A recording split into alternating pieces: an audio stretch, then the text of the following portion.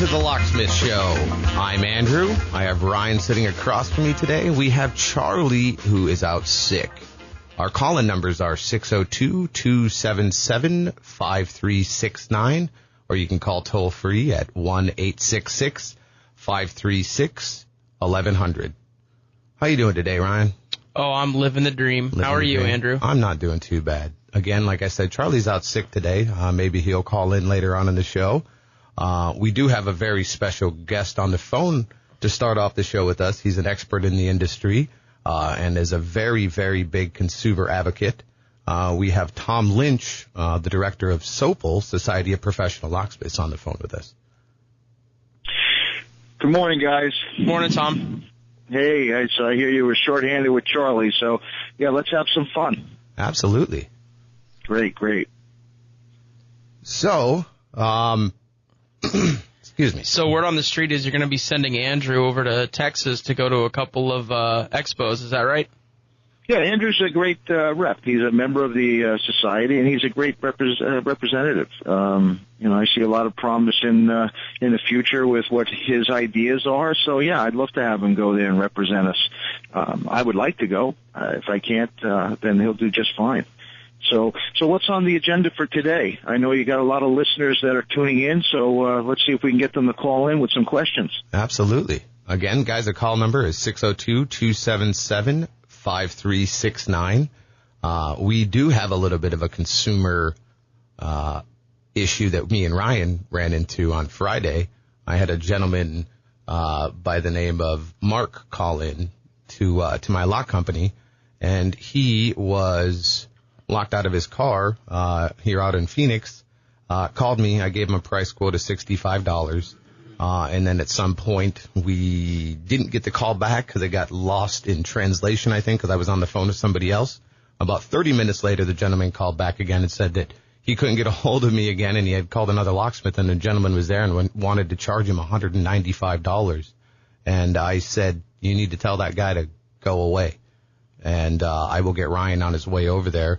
Ryan is about 25 minutes away from there. So yeah, the other so-called locksmith tried to tell the gentleman that he needed to get $130 for the opening. And then he tried to proceed to tell the guy that he needed to charge him $65, but Ryan was already on his way over there. And then the guy tried to get him to take a cancellation fee of $55, and he finally just left before Ryan showed up. And Ryan opened Mark's car and got in the car for him for $65, and he was on his way. Yep. But the keys were still not in the car. Yeah, as soon as I got there, so he popped the car open, and he, excuse me, sorry, couldn't find the keys. Had me help him a little bit and dig into the car and trunk and anywhere they could possibly be, and he just couldn't find them. And we're about to start making a key for the car, and he's like, you know what, let me wait. My wife has a spare. I offered to drive him home because he couldn't get a hold of his wife. She was at work. And I told him, hey, if you don't want to sit in a parking lot, I can drive you home. And he's like, I live all the way out in Maricopa. I was like, he's like, you don't have to. I'm like, okay, good, thanks. Cause I didn't want to do that. I didn't know you lived that far. And, about 20 minutes after that, we had a review pop up on Yelp. And he had gone to the trash can where he threw his Starbucks cup away, and he found his keys right next to the Starbucks cup in the trash can. So needless to say, he spent the $65 that he didn't need to spend, but he saved himself the $195 that he could have spent with the other gentleman. Exactly. So, again, Mark, we're glad that you found your keys if you're out listening today. And if you ever need us, save us in your phone. And thank you again for writing us an awesome review, and we're glad to be of service for you. Exactly. So, Tom, on the front on SOPL, you have some consumer things that you've been doing recently to try to help bring us more into the 21st century, I want to say, is the best way to put it. Yeah, I mean, that's kind of fair to say, but I think it's more about trying to give the consumer, as well as some of the manufacturers that want to provide work or leads to the professionals, a form of verification or merchant verification it's really, to say it simply, is the number one issue that everyone seems to be clamoring about is that you have these ghosts out there, or scammers, however you want to call them, that you can't find them, that they don't exist, or they're, somehow these mysterious entities. Well, we're embarking upon a merchant verification program. This is something that we had, when I say we, it's myself and it was two other fellas 10 years ago had started to plan on this. And then Afghanistan came up, and one of the fellas, the key players in putting some of this together, he got deployed, and, thank God he's back after 10 years. And we're revisiting all of this. The idea is that simply we have someone physically go to the locations, whether you're home-based operator or whether you have a retail store, and physically see if you exist. And I think that's something that the consumers, it'll resonate with the consumers, that they do know where to go and find somebody that has been verified, whether it be through the SOPL. And I know that there's some other people that are moving in the same direction to do this, and that's awesome. It's not to invade on anybody's privacy, but in reality, people are contacting our organization, manufacturers, and saying, hey, we're getting all kinds of potential leads from consumers seeking out someone that is a good actor compared to a bad actor, and we're just afraid to give them the work because we don't want our brand to be tarnished. Can you help? And this is really the best way to do it. The locksmiths are good guys. They want to be found. They want to be seen. I kind of equate it to the kid at the local high school dance that's, he's out there in the middle of the floor jumping up and down because he wants to be seen. He wants to get a dance, with the pretty girl on the floor. The bad guys hang out in the darkness, and they do so for evil purposes.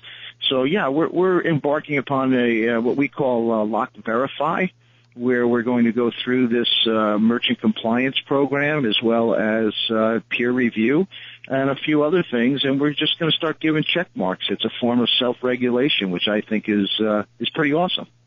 Yeah, I'm all for the idea myself. It gives us another stamp of approval, and if it can give us more work as locksmiths, even better. And companies, absolutely. And look, there's only a couple of reasons why somebody wouldn't want to do this. Either they're hiding something, or they're just, they see everything negative. We're looking for the positive people that want to step forward. I've got, the SOPL has a reputation for creating work for its members and for the industry, and there's more of it. There's so much of it out there. They just have to step forward.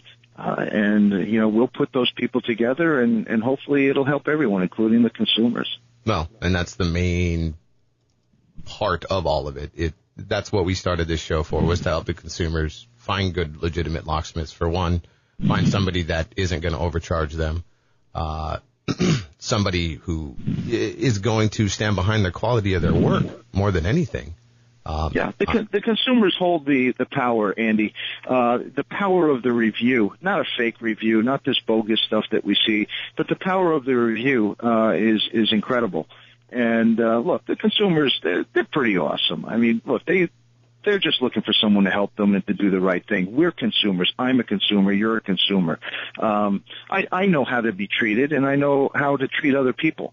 And I think for the most part, the good actors do that. So, yeah, that's where we're headed. So I hope the consumers out there that are listening are willing to, just like you fellas. I mean, you've stood out. You've put your necks out there to go on AM radio and broadcast yourself. And I hear you're getting work and helping people as a result of it. And that's great. Well, and that's the whole purpose of it. There's never been a time that I came into the show and wanted to not do the show ever because of, sorry, I'm getting fingers up on me. We got 2 minutes before break, but kind of lost my train of thought there. But I know, I got the sun coming in. It's kind of bright, and I was trying to read what he was doing to me. But our producer in the other room. But the consumers themselves are smart people. Mark knew that $195 for the car opening, when I actually quoted him originally on the phone, $195 to make a key for his car, he thought was a little outrageous. Me and him had a little conversation over that, and I've had a few other people call me as well and say, when we come back from break, I want to talk about that. And I also have a lot of tips that I want to get out to your listeners, and I think they'll get a big kick out of it. Absolutely. I was going to ask Ryan a question. You're pointing at me, and I'm waiting. And, sorry. I haven't been asked a question yet. Let's just be talking yet. What? Exactly. What other job did you do on Friday? Wasn't there another one on Friday? That we talked to somebody and they had an issue too? Or was that last week? I don't know. This week's been kind of a blur. It's been, yeah. I'm getting ready to go out of town and I was extremely sick all week. Yes. Like, really, really sick all week long. Ryan was deathly ill all week. Yeah, I had a fever from Sunday until about Thursday. I was running a fever, triple digits. And so, yeah, this whole week's been a blur. So we'll be back and we'll talk with Tom about his awesome tips right after the break. And we're back. The call-in numbers are 602-277-5369 or toll-free 1-866-536-1100. We also want to invite our listeners to meet us out in the parking lot at 12 noon after the show to get this isn't a showdown at 12 noon. This isn't a showdown at high noon. It is a invitation to come out, meet us, and get a free house key made. Or an office key. A very simple key made. Yeah, simple keys made. We won't do any programming of high security automotive or anything like that. But say you need an extra house key or mailbox key or something along those lines, come on down, come holler at us, and we'll cut you a free key in the parking lot. Absolutely. You still with us, Tom? Oh, is Tom still with us, or did we lose him? There he is. No, here. There we go. Sorry. So right before the break, yeah, we can hear you, Tom. Sorry about that. Okay, super. So right before the break, you were talking about coming in. Yeah, we were talking about giving out free keys. That's pretty awesome. I like that. Every 12 noon on Sundays, right after the show, Charlie, myself, and Ryan shake hands with our listeners out in the parking lot. And, that's great. That's a good idea. So getting back to your friend, I mean, when we talk about prices, the one thing I want to make sure that the consumer understands is, there's something to always consider, and it's compared to what? When someone gives you a price, you have to step back and like you say, if your friend gets a odd feeling or a creepy feeling that something's not right, there's a possibility that it's not. But then there's also the possibility that the consumer's not understanding completely what's being presented, and if that's the failure of the locksmith, then that's his fault. The consumer has a right to do a comparison, and that's the professional's responsibility to explain to them the features, the benefits, the reasoning. Now, on a car lockout, that's one thing. I would say to every consumer that's listening out there, if you ask a responder that's going to do a car lockout or even a home lockout or business lockout, ask them this question: will you use non-destructive methods of entry? If they look at you with a blank stare on their face, tell them to get lost. If they explain to you what they're going to be doing and how they're going to do it and this process, then you probably have the right guy. Because the non-destructive methods of entry and bypass, the professionals are trained to look for vulnerabilities. They're not there to just simply drill your lock and, of course, or do anything with the car. They're going to look for vulnerabilities, and they're going to exploit that. And then they're going to give you the options. And then they're going to also give you a recommendation on how to correct that vulnerability. And it's not a hustle. It's not trying to upsell you, but that's their job. It's no different if I came in and I was looking at your heating and air conditioning and I saw something that wasn't right. I'm going to make the recommendation and give you the opportunity to make your choices. So always consider those two things.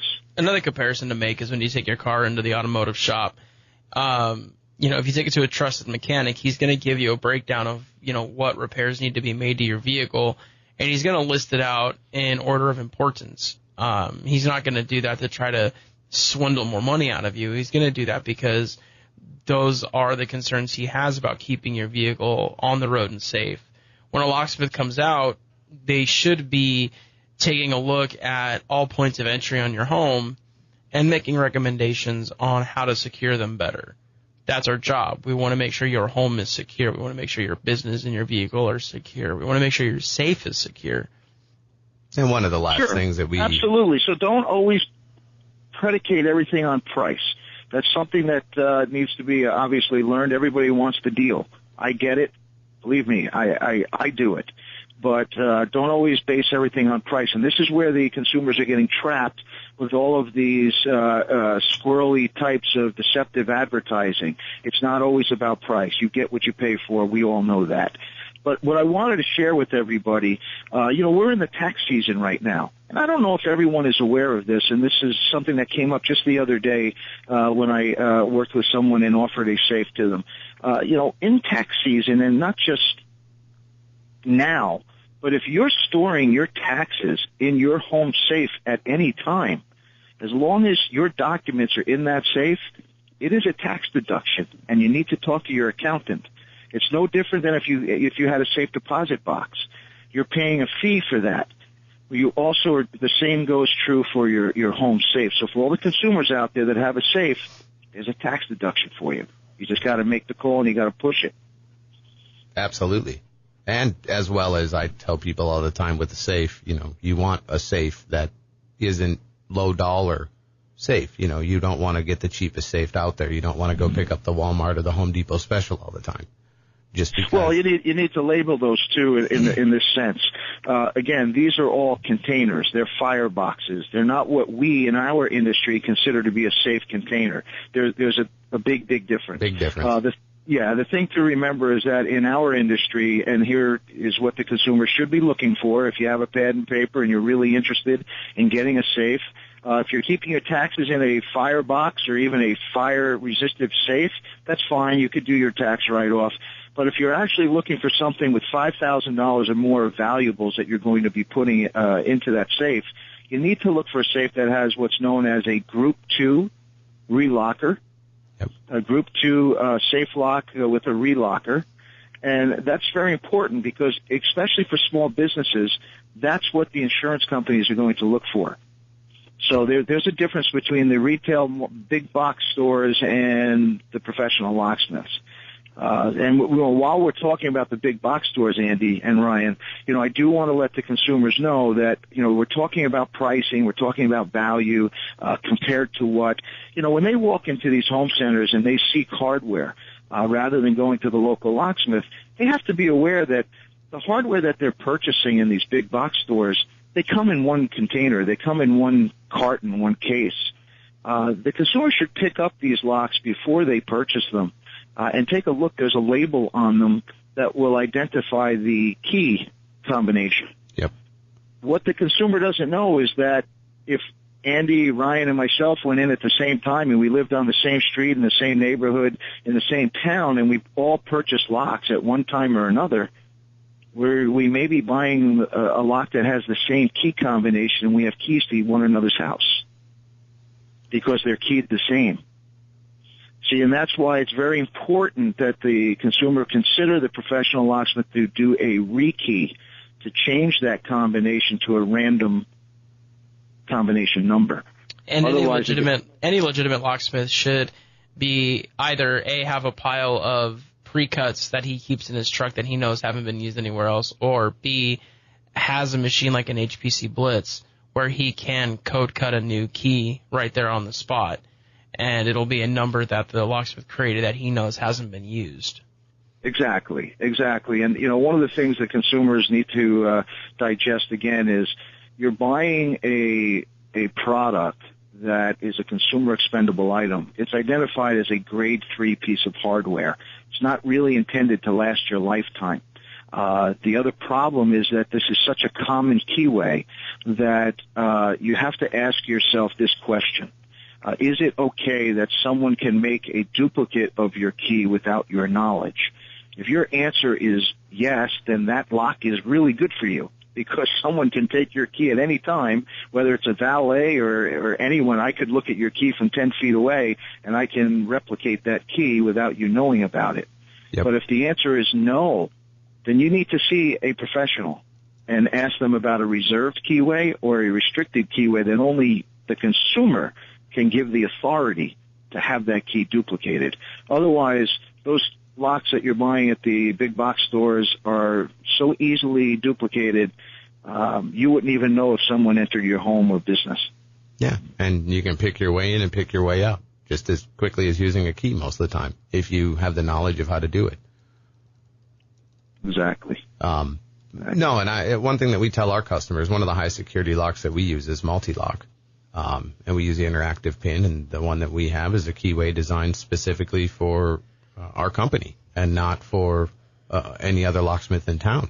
So the only place you'd be able to get the keys cut would be from myself or Ryan or another gentleman by the name of Jim from Copper State Lock. And those are the ones that we sell, and nobody's going to get a key made unless you okay it.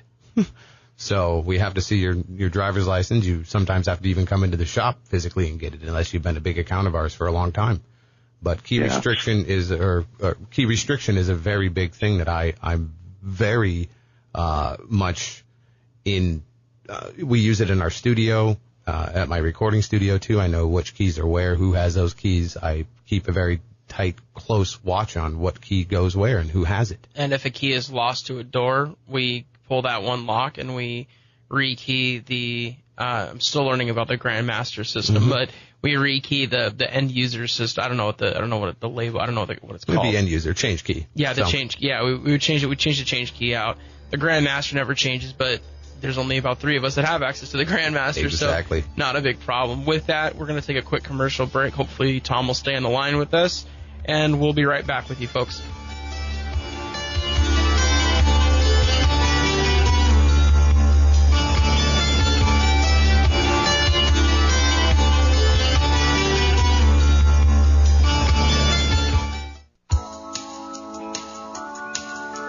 Welcome back to the Locksmith Show. Our call-in numbers are 602-277-5369. I'm Andrew from Andrew's Lock and Key. If you ever need any locksmith needs, you can go ahead and call me at 480-437-4022. And you can see myself or Ryan at your doorstep or at your car to help you get back on the road or get you in your house. Or if you purchased a new house, we can rekey it as well. Definitely one thing I want to touch on. Realtors out there, if you're listening, please start stressing the importance of rekeying the house after your customers have purchased the home. This is something that needs to happen. It's it's like safety 101. As soon as you come into a new place, you need to have it rekeyed. So. And again, Charlie's out sick today. But Charlie is always available just as much as we are. And Locksmith Charlie's phone number is 602-717-5397. We also have Tom from the Society of Professional Locksmiths on the line with us still. And any of our listeners, again, give us a call, 602-277-5369. All right, Tom. Any other consumer ideas on your mind today that you've been thinking about lately? That was a good lead up, though, on the rekey with the realtors. The domestic violence aspect of that is rather big. And I've seen that in my career. I've come across that where we've had unauthorized entry. So it's kind of a spooky thing. I don't want to scare your listeners, but they definitely should pay attention to that. And, the funniest thing here is, Ryan had mentioned about the master keying and all that. I don't know if the average consumer knows that. Let's take, for example, someone who's walking around with a huge key ring hanging off their hip. We've all seen it. How these people don't end up with back problems, I have no idea. I've got one on my hip right now. Everybody laughs at me because I've got my house keys, my mom's house keys, the truck keys, all the lock keys to the truck. I've got all the keys to the studio. I've got a massive key ring. It's huge. It's so irritating to have. Exactly. So, look, there's a great way to lose weight there, Ryan. All you have to do is key all your locks. If they're of the same manufactured brand, you can rekey all your locks to operate on one key. One key alone. And I do this all the time, and people are so gratified by it. They don't realize that they can do this. A lot of people don't. And sometimes we have to change out a couple of locks to make it work that way. But generally, most of the time not. Sometimes people move into the house. I do love the little old ladies that think they're a lot safer having 10 keys to their house. Yeah. And I get that all the time. And I don't try to argue with them about it. I'm just like, do you really want it? Because we have to color code 13 keys here to get into your house. You have 4 keys to just get in the front door. Yeah, well, that's right. I just feel safer. Okay, well, if that's what you want, then that's what we'll do.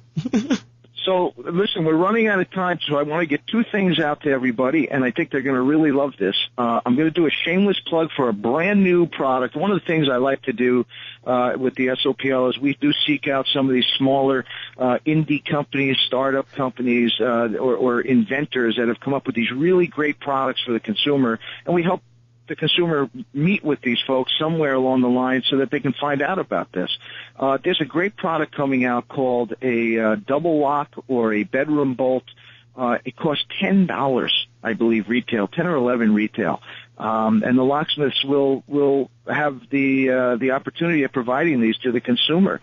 I used one the other day. It's as simple as changing the strike plate on your existing home or your prep, and it allows for this small little U-shaped bar that will interlock the strike plate with the doorknob. And I have to tell you, when we talk about compared to what we talk about pricing, this is down and dirty. There's no question about it.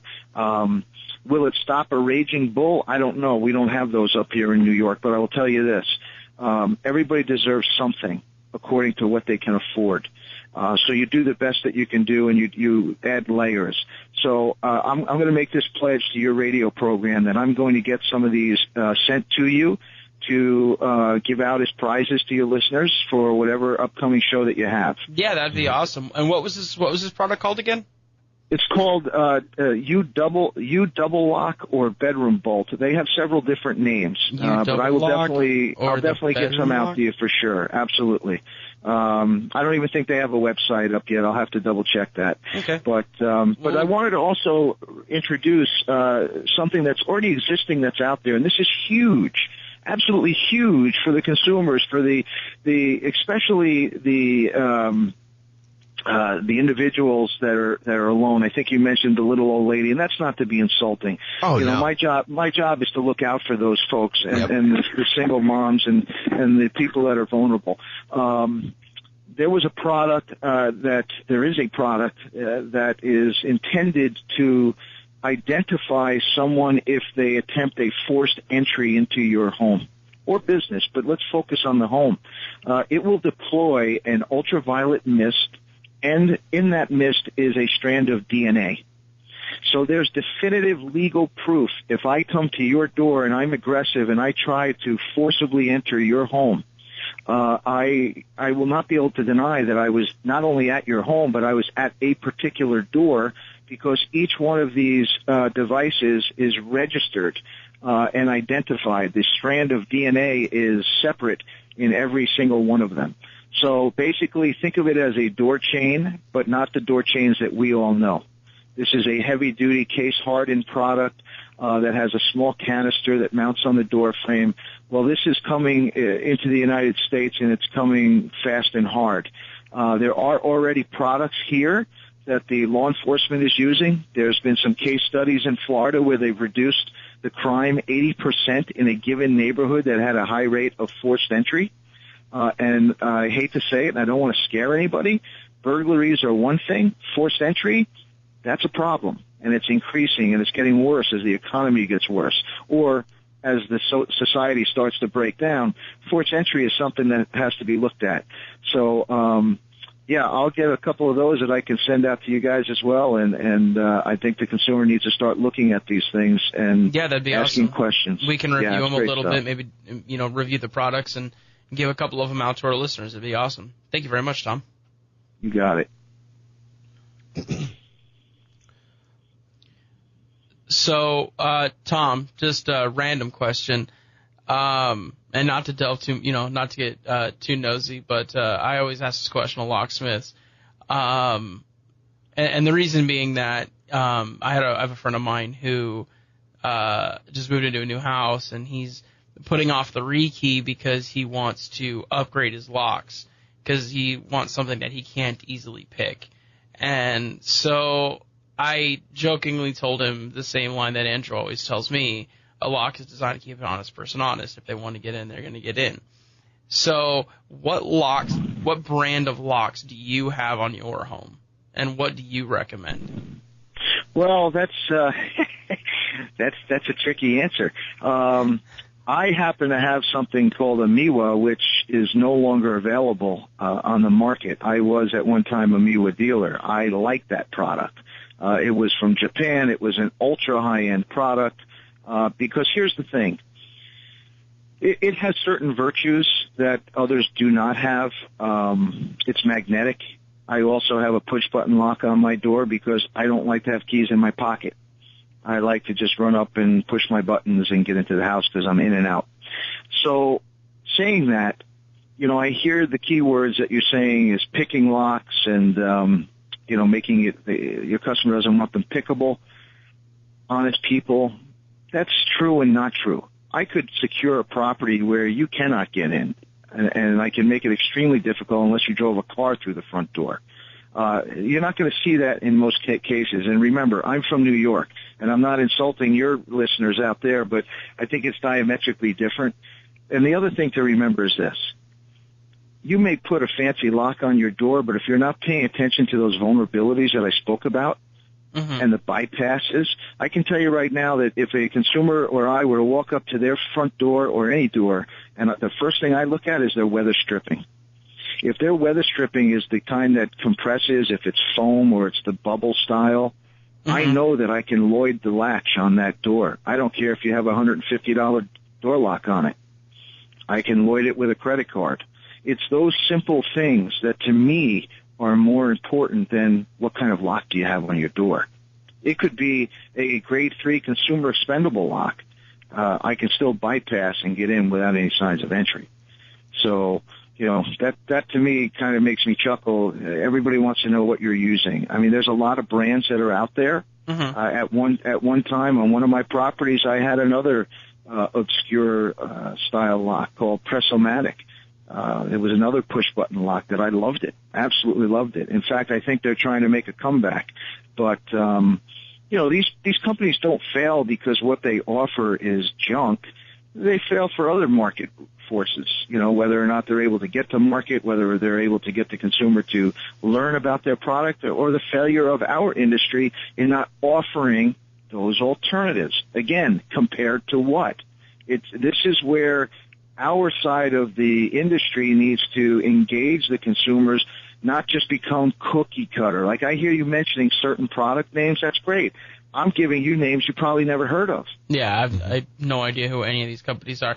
And I think that's mostly because they're not in existence anymore. They're not, modern. They're not current lock manufacturers.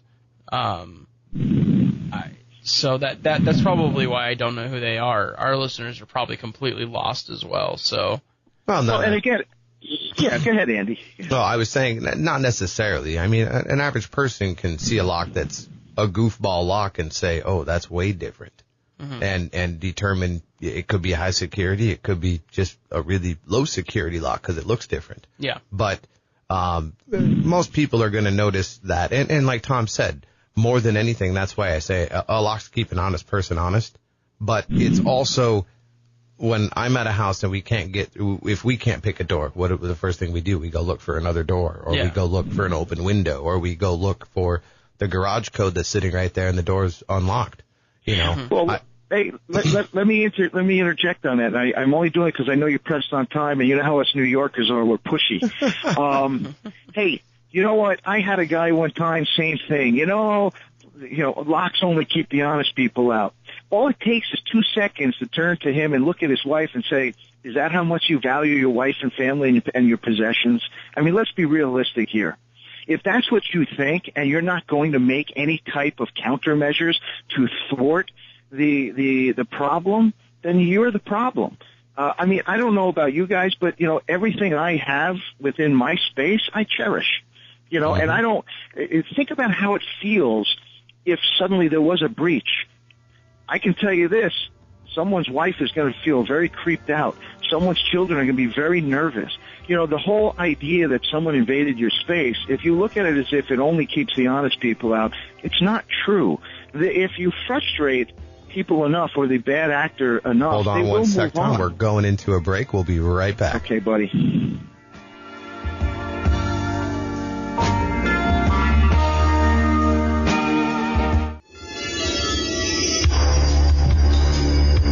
welcome you back to the Locksmith Show on KFNX AM 1100. We have about 15 minutes, or actually 9 minutes or so left of the show.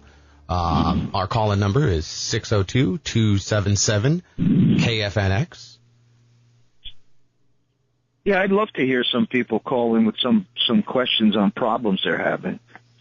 Yeah, if you're listening to the show and you think you have a question and you might be a little nervous, just call in. You're not going to get judged from any of us. We want to be able to help you out in any way we can. So. And we talk commercial locks, we talk automotive locks, we talk anything that has to do with security whatsoever, home automation. Home automation is definitely a new field that we're starting to delve into a little bit over at Andrew's Lock and Key. And so if you got any questions, we'd love to hear them. If it's something that we don't know, we would love to do the research and figure it out and get an answer for you next week. So that's right. You tell them, because they're not going to win any prizes if they don't call in. Exactly. The prizes are coming. You heard it from Tom Lynch himself. That's right. Stump the locksmith. Stump the locksmith. I want to hear. You know what?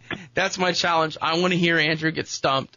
I want to see it happen. So. Well, that'll be a new thing. We'll start doing that, and you guys can email us at live@thelocksmithshow.com. Any of those questions, we'll get those up on the website, and any ones that can stump us, we'll definitely give you a free prize. And also next week, you know what kind of calls you're going to get. Oh, absolutely.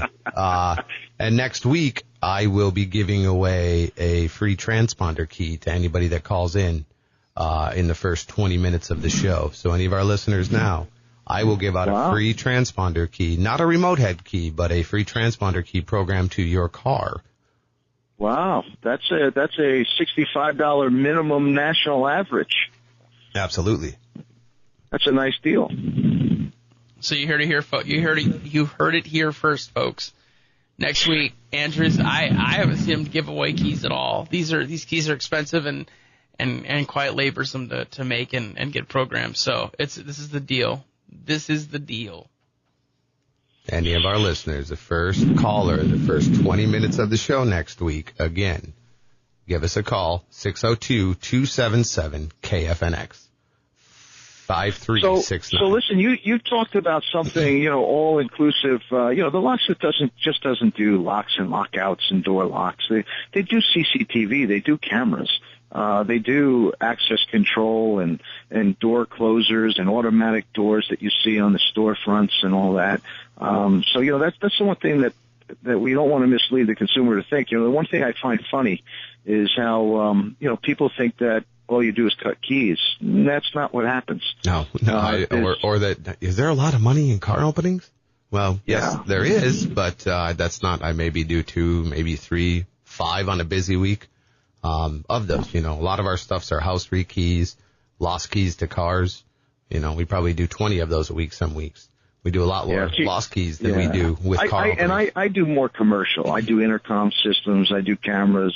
It's you say anything security related. Hey, and while you're talking about that, I came across this really, really good article that if any of your listeners out there are veterans or they actually care about the armed forces and what's going on overseas, there's a article. I'll have to somehow see how we can share it with everyone. It's called Imminent Threat to Coalition Forces in Afghanistan. It's an article that was written on LinkedIn by Grant Haber.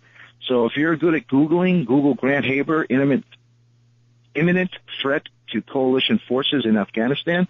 You got to read this thing. Apparently, there's an issue with the IEDs and explosives, and they have a solution to reduce the amount of injuries and explosions and all this stuff that's affecting our troops. And it costs $3 for each test to perform, which is like crazy, ridiculously cheap, and yet someone's blocking it in our government. So it's becoming a hot topic. It's reaching some high-ranking people, and I think it's creating some good outrage among consumers and veterans, and I'm a veteran, and it's got me a little bit, I don't know, can I say pissed off on the air? Oh. Well, I think you just did, so. Okay, I got away with it then. But yeah, it's something you guys should look into, and this is the kind of thing I think the consumers also want to hear is what's going on out there. It's not just about a locksmith and rekeying.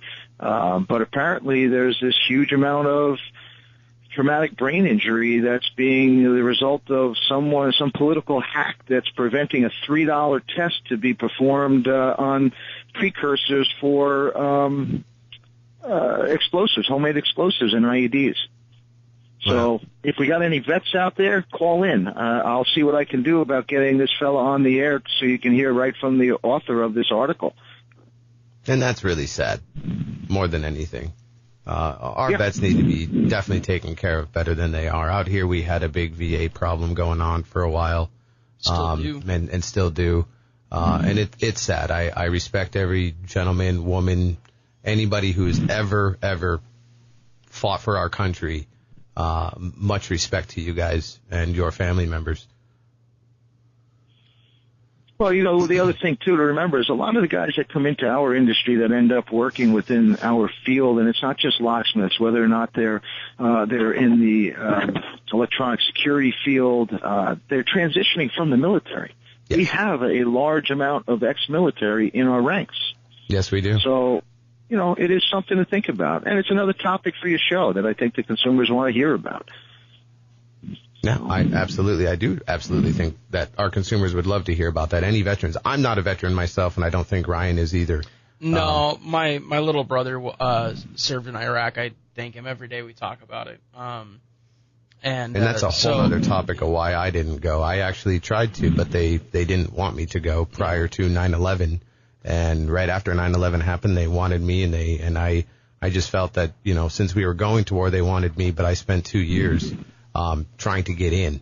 And I would have loved to have fought for the country, but I felt the country wasn't doing me a justice by helping me when I was trying to help them, and flew me all over the United States about it. I can go rounds and rounds and rounds. But I'll tell you, on 9/12, I started getting phone calls from 2 of the recruiters. Yeah. And my son was already born and everything else, and me and my significant other at the time, we never got married, but my child, my baby's mama, let's put it that way. My ex, me and her talked about it, and it was something that she didn't want me to do. She felt that it could be bad and I might not come back, and then my son wouldn't. At the time, I only had my son, and he wouldn't have a dad at the time. And to me, that rained really hard on me. So I never went, but I do respect every other gentleman and woman that has, like I said. Well, and it comes down to what we've talked about today. It's compared to what?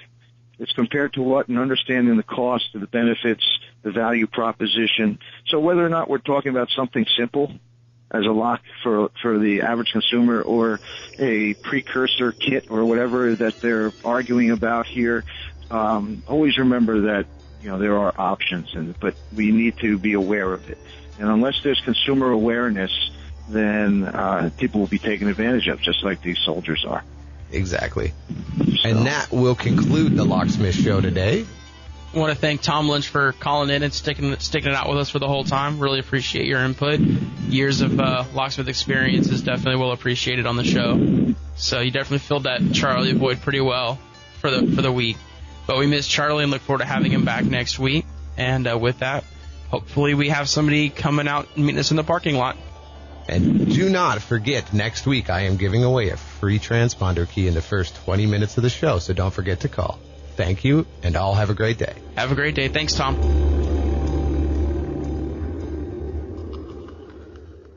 If you like my YouTube channel, please subscribe below. It's over here. I don't know. It's somewhere, anywhere. It's wherever they like to put it. I don't know. But thank you guys for watching. Please subscribe. Tell your friends. Share my videos. If you have any questions, email me, andrewslockandkeyaz@gmail.com, or don't hesitate to pick up the phone. I answer my phone all the time. 480-437-4022. Thank you, and have a great day.